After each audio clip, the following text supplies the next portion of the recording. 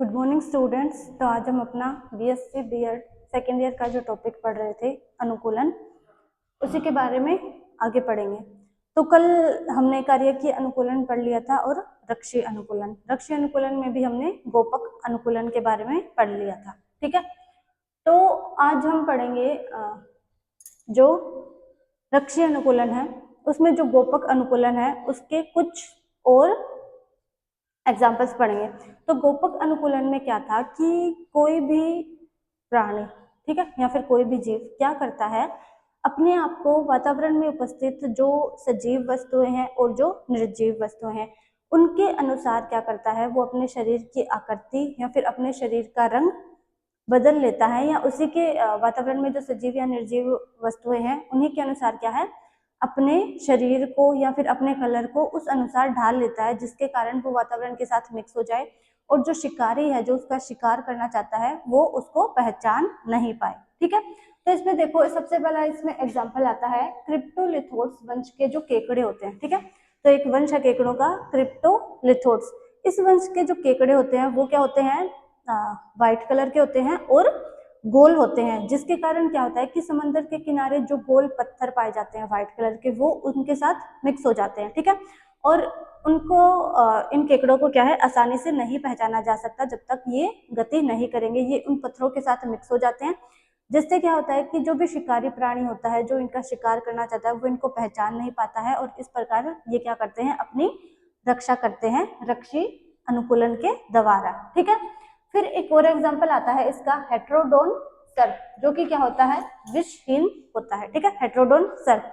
तो ये सर्प क्या करता है कि विषैले सर्पों की तरह व्यवहार करता है। ठीक है, जब भी कोई शिकारी प्राणी इसके पास आएगा तो ये क्या करेगा कि विषैले सर्पों की तरह अपना फन उठा के फुंकार मारता है, जिसके कारण जो शिकारी प्राणी है उसको ऐसा लगता है कि ये एक विषैला सर्प है और वो इसका शिकार नहीं करता है, जिसके कारण क्या होता है कि इसकी जान बच जाती है। लेकिन जो हेटेरोडोन सर्प है वो क्या होता है, विषहीन होता है, लेकिन वो अपनी रक्षा करने के लिए क्या करता है, विषैले सर्पों की तरह व्यवहार करता है। ठीक है, जिसके कारण उसकी रक्षा होती है, या फिर जो भी शिकारी जीव होता है उसको लगता है कि ये विषैला सर्प है और वो उसको छोड़ देता है।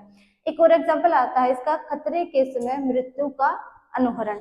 अब देखो कि मतलब कि मान लो कोई जीव है जैसे कि डाइडेल्फिस विर्जीनियाना। ठीक है, डाइडेल्फिस विर्जीनियाना।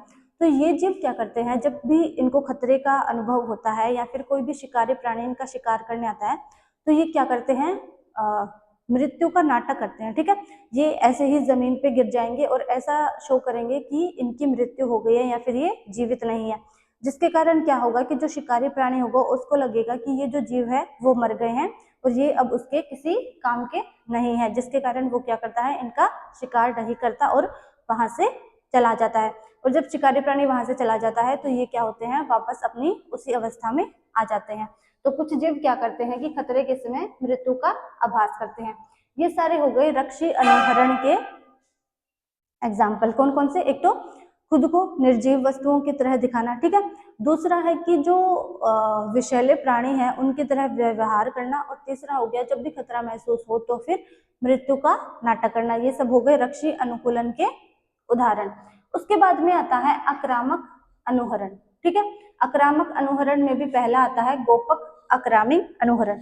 तो देखो इसमें क्या होता है कि जो भी, अब जो रक्षी अनुहरण हमने पढ़ा ये किसके लिए था कि ऐसे जीव जिनका शिकार होता है वो खुद को अपने शिकारी से कैसे बचा सकते हैं। ठीक है, उसके बाद जो आक्रामक अनुहरण होता है वो उन जीवों के लिए दर्शाया जाता है कि जो शिकारी होते हैं वो खुद को वातावरण के अनुसार कैसे ढाल सकते हैं, जिससे जिन जीवों का वो शिकार कर रहे हैं उनको पता ना चले कि वो शिकारी प्राणी वहां है और वो उनका शिकार आसानी से कर सके। तो ये शिकारी प्राणी के लिए आता है आक्रामक अनुहरण। ठीक है, उसमें सबसे पहला आएगा गोपक आक्रामी।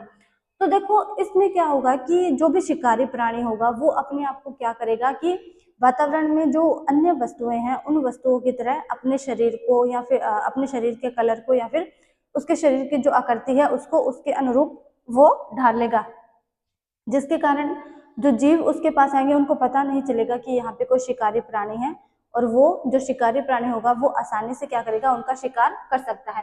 तो इसमें सबसे पहला एग्जाम्पल आता है मकड़ियों का। अब कुछ मकड़ियां ऐसी होती है जो आकृति में और रंगों में क्या होती है, फूलों के समान होती है, ठीक है।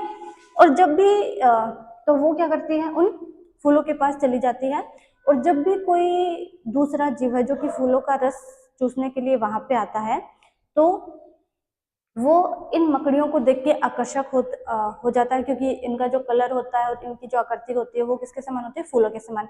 और जब कोई भी जीव उस इन मकड़ियों से आकर्षित होकर उसके पास आता है, वो तो समझता है कि फूल है, लेकिन जब वो मकड़ी के पास आता है तो मकड़ी क्या करती है, उसका शिकार कर लेती है, ठीक है। अगला एग्जाम्पल इसका आता है मोहक अकरामी, ठीक है।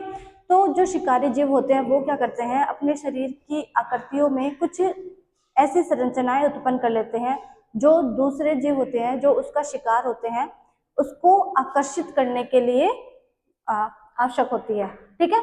तो दूसरा मोहक अकरामी, इसमें क्या करता है कि जो शिकारी होता है वो विशेष आकर्षण उत्पन्न करता है अपने शिकार को आकर्षित करने के लिए, ठीक है। इसमें उदाहरण है एक लोफियस मछली का। तो लोफियस मछली क्या करती है, लोफियस मछली के का जो सिर होता है, उसके सिर पर एक ऐसी आकृति पाई जाती है जो कि मछली के कांटे के समान दिखाई देती है, ठीक है। तो जब दूसरी छोटी मछलियां उसको दूर से देखती है तो उनको ऐसा लगता है कि इस मछली के सिर पे क्या है, कोई खाने की चीज बंधी हुई है, तो वो उससे आकर्षित होकर क्या करती है, उसके पास आती है। और जब वो इस लोफियस मछली के पास आती है तो ये क्या करती है, उनका शिकार कर लेती है, ठीक है। तो ये हो गए मोहक अकरामी के उदाहरण। अब एक और अनुहरण आता है जिसको हम बोलते हैं बैटसी अनुहरण, ठीक है। कौन सा, एक और आता है बैटसी अनुहरण। तो देखो ये जो मतलब पर्यावरण है या फिर जो वातावरण है जिसमें बहुत सारे जीव रहते हैं, उसमें क्या है, बहुत सारे परभक्षी जीव भी रहते हैं जो क्या करते हैं कि दूसरों जीवों को अपने भोजन के रूप में ग्रहण करके अपना जीवन यापन करते हैं। अब देखो जो परभक्षी जीव होते हैं वो भी केवल उन्हीं जीवों को भोजन के रूप में ग्रहण करते हैं जो उनको खाने में स्वादिष्ट लगते हैं, ठीक है।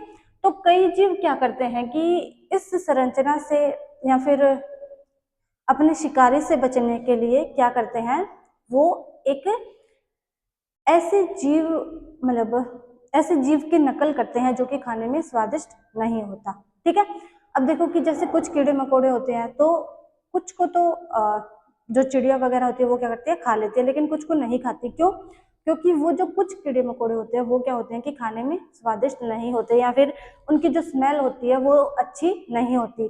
तो कुछ जीव क्या करते हैं कि खुद को उन दूसरे जीवों की तरह दूसरे जीवों की तरह दिखाने का काम करते हैं, जिससे जो शिकारी होता है उसको लगता है कि ये वो दूसरा जीव है और ये क्या होगा, खाने में स्वादिष्ट नहीं होगा। तो इसी के कारण भी क्या है कि इन जीवों की, कुछ जीवों की रक्षा हो जाती है।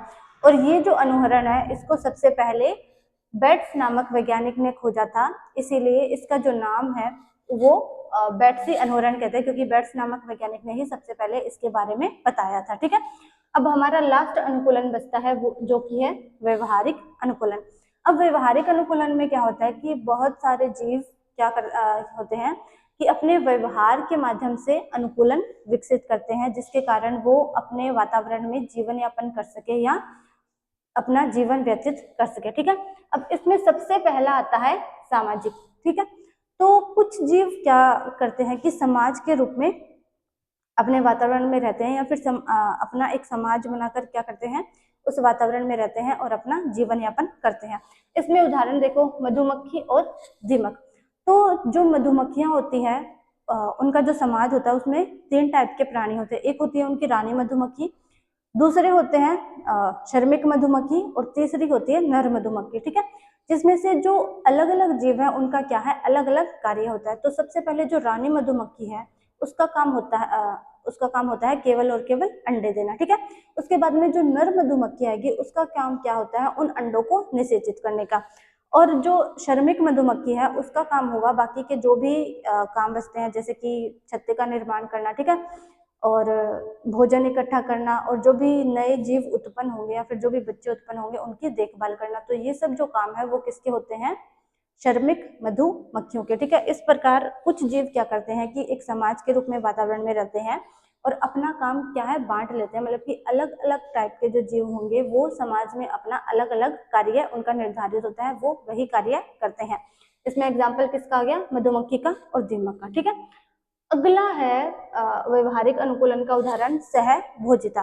तो देखो सहभोजिता में क्या होता है कि जो दो जीव होते हैं वो पास पास रहते हैं, लेकिन उन दो जीवों को क्या है,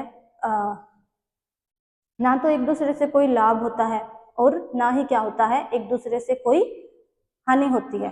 ठीक है, ये केवल क्या करते हैं कि एक दूसरे को भोजन उपलब्ध करवाने में सहायता करते हैं। ठीक है, अब देखो क्या होता है कि अगर मतलब मान लो कोई घास का मैदान है, ठीक है, जहाँ पे बहुत सारे गायें भैंसे मतलब अपना खाना खाती है या फिर चारा खाती है। ठीक है, तो उस जगह के आसपास क्या है, आपको बहुत सारे बगुले दिखाई देते हैं। क्यों, क्या होता है, क्योंकि जब भी जो मतलब गाय भैंस होती है फिर जो बकरियां होती है वहां पे अपना चारा चरती है, तो उस घास फूस में उपस्थित जो कीड़े मकोड़े होते हैं वो उनके चलने से क्या है, थोड़े हिल जाते हैं, फिर जब वो खाना खाती है तो वो उछल जाते हैं थोड़े, जिसके कारण जो बगुले होते हैं उनको क्या होता है, उन कीड़ों मकोड़ों को ढूंढने में ज्यादा दिक्कत नहीं होती, या फिर जब वो गाय भैंसे जब वहां से चलती है तो जो वनस्पति हिलती है जिसके कारण वो जो कीड़े मकोड़े वो क्या है बाहर आ जाते हैं और बगुले क्या करते हैं, उनको अपने भोजन के रूप में ग्रहण कर लेते हैं। ठीक है, तो ये उदाहरण हो जाता है सहभोजिता का। अगला एग्जाम्पल आता है इसमें सहजीवन। तो देखो सहजीवन में क्या होता है कि दो जीव अपने पूरे जीवन भर या फिर अपने जीवन पर्यंत क्या है, पास पास रहते हैं या फिर एक साथ रहते हैं और एक दूसरे को लाभ पहुंचाते हैं। ठीक है, इसमें हम एक एग्जाम्पल ले सकते हैं लाइकेन का। तो लाइकेन में क्या होता है, शैवाल और कवक आपस में दोनों क्या है, एक साथ अपना जीवन यापन करते हैं या फिर जीवन व्यतीत करते हैं, जिसमें से जो शैवाल होता है वो क्या करता है, प्रकाश संश्लेषण द्वारा भोजन उपलब्ध करवाता है। ठीक है, और कवक क्या करता है, उस शैवाल को रहने की जगह उपलब्ध कराता है। या फिर जो दीमक होती है, ठीक है, क्या होती है, जो दीमक होती है उसकी आहारनाल में क्या है, एक कशाभी प्रोटोजोआ पाया जाता है। तो वो दोनों भी क्या करते हैं कि पूरे जीवन भर साथ रहते हैं और एक दूसरे की सहायता करते हैं। इसके बाद में इसका लास्ट एग्जाम्पल आता है परजीविता। तो देखो परजीविता में क्या होता है कि दो जीव जो आपस में मिलकर रहते हैं उसमें से एक जीव को हानि होती है और एक जीव को लाभ होता है। तो देखो परजीविता में दो जीव होते हैं, एक होता है परजीवी और दूसरा होता है परभक्षी। परजीवी जो होता है वो ऐसा जीव होता है जो किसी दूसरे जीव के शरीर में अपना जीवन यापन करता है। और परजीवी और परपोषी, और परपोषी वो होगा जिसके शरीर में परजीवी निवास करता है या पूरे टाइम अपना जीवन यापन करता है। तो इसमें क्या होता है कि जो परजीवी जीव होता है उसको तो लाभ होता है, लेकिन जो परपोषी जीव होता है उसको क्या होता है, हानि होती है। जैसे मतलब मान लो कि कोई भी रोग कारक है जो कि मनुष्य की आंतों में रहता है, तो मनुष्य क्या हो गया, उस जीव के लिए परपोषी हो गया, और वो रोग कारक क्या होगा, परजीवी होगा। अब जो रोग कारक होगा उसको तो लाभ होगा कि वो मनुष्य के शरीर में अपना जीवन यापन करेगा, उसको रहने के लिए जगह मिल गई, वो वहीं पे क्या करेगा, जनन करेगा, अपने अंडे उत्पन्न करेगा और अपने उन अंडों से फिर लार्वा निकलेंगे और फिर वो वयस्क में परिवर्तित होंगे। लेकिन जो मनुष्य है उसके लिए क्या होता है कि वो रोग कारक उसको मनुष्य को हानि पहुंचाता है, उसके शरीर में बीमारियां उत्पन्न करता है। ठीक है, तो परजीविता में क्या होता है, एक जीव को नुकसान होता है और दूसरे जीव को लाभ होता है। तो ये आपका पूरा का पूरा अनुकूलन कंप्लीट हो गया। तो देखो अनुकूलन में हमने स्टार्टिंग से क्या क्या पढ़ा था कि अनुकूलन 4 टाइप के होते हैं। सबसे पहले संरचनात्मक, दूसरे होते हैं कार्यकीय, तीसरे रक्षीय अनुकूलन और चौथे होते हैं व्यवहारिक अनुकूलन। जिसमें से जो संरचनात्मक अनुकूलन थे उनमें क्या था कि जो भी जीव अपने वातावरण में पाए जाते हैं वो जीव क्या करते हैं, अपने शरीर की संरचना में कुछ ना कुछ परिवर्तन करके अपने आप को उस वातावरण में रहने लायक बनाते हैं या उस वातावरण में जीवन जीने लायक बनाते हैं। जिसमें हमने कौन कौन से अनुकूलन पढ़े थे कि दौड़ने के लिए जीवों में कौन कौन से अनुकूलन विकसित हुए, तेज धूप से बचने के लिए कौन से अनुकूलन विकसित हुए, उसके बाद में उड़ने के लिए कौन से अनुकूलन विकसित हुए, जो भी जीव मरुस्थल में रहते हैं उनमें कौन से अनुकूलन विकसित हुए, बिल में रहने वाले जीवों के, जो जीव गुफा में रहते हैं उनमें अनुकूलन कौन से विकसित हुए, उसके बाद में जो समंदर में रहते हैं या जो समंदर की गहराइयों में जो जीव रहते हैं उनमें कौन से अनुकूलन विकसित हुए, और उसके बाद में आया था जो परजीवी जीव होते हैं, ठीक है, वो कौन कौन से अनुकूलन विकसित करते हैं। उसके बाद में आया था कार्यकीय अनुकूलन। तो कार्यकीय अनुकूलन में क्या था कि जीव जो है वो अपने शरीर की जो क्रियाएं हैं उन क्रियाओं में कुछ ना कुछ क्या है परिवर्तन करता है, उन क्रियाओं में कुछ ना कुछ अनुकूलन विकसित करता है, जिसके कारण वो उस वातावरण में रहने लायक होता है या फिर उस वातावरण में अपना जीवन जीने लायक हो जाता है। ठीक है, फिर उसके बाद में आया था रक्षीय अनुकूलन। तो रक्षीय अनुकूलन में क्या था कि जो भी जीव वातावरण में पाए जाते हैं तो वो जीव अपनी रक्षा के लिए या फिर दूसरे जीवों से अपनी रक्षा करने के लिए कौन से अनुकूलन विकसित करते हैं, वो आए थे रक्षीय अनुकूलन में। और रक्षीय अनुकूलन भी क्या है, दो टाइप के थे। ठीक है, कि परिस्थिति के अनुसार एक तो जो शिकार प्राणी होगा, ठीक है, जिसका शिकार होने वाला है, वो अपने आप में कैसे अनुकूलन विकसित करता है, और दूसरा था शिकारी प्राणी के लिए कि शिकारी प्राणी अपनी भूख मिटाने के लिए कौन से अनुकूलन विकसित करेगा जिसके कारण वो अपना शिकार आसानी से कर सके या उसका जो शिकार है वो उसको पहचान नहीं सके। ठीक है, तो रक्षी में भी हमने सबसे पहले कुछ एग्जाम्पल्स पढ़े थे, उसके बाद में आक्रामक अनुहरण पढ़ा था। तो रक्षी अनुकूलन में पहला गोपक अनुकूलन पढ़ा था, जो कि कौन था, शिकार प्राणियों के लिए कि जिन जीवों का शिकार होता है उनके लिए, और दूसरा जो ये आक्रामक अनुहरण था ये उन जीवों के लिए जो कि शिकारी होते हैं, जो दूसरे जीवों का शिकार करते हैं। उसके बाद में एक और बैट्सी अनुहरण पढ़ा। तो इस अनुहरण के बारे में सबसे पहले बैट्स नामक वैज्ञानिक ने बताया, इसलिए इसका नाम पड़ा बैट्सी अनुहरण। ठीक है, और इस अनुहरण में क्या था कि कुछ जो जीव होते हैं वो अपने आप को उन जीवों में परिवर्तित कर लेते हैं या फिर उन जीवों की तरह दिखाई देने लगते हैं, जो कि क्या होते हैं कि अगर कोई शिकारी प्राणी उनको भोजन के रूप में ग्रहण करेगा तो वो स्वाद में अच्छे नहीं होंगे। ठीक है, उसके बाद में लास्ट था व्यवहारिक अनुकूलन। इसमें भी हमने 4 पढ़े।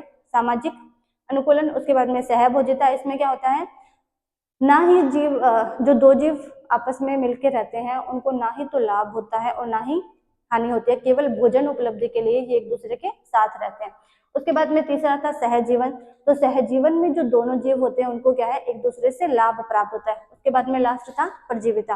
तो परजीविता में क्या होता है, एक जीव को लाभ होता है और दूसरे जीव को हानि होती है। तो ये आपका अनुकूलन टॉपिक पूरा का पूरा कंप्लीट हो गया। अब नेक्स्ट क्लास में हम अपना नया टॉपिक स्टार्ट करेंगे।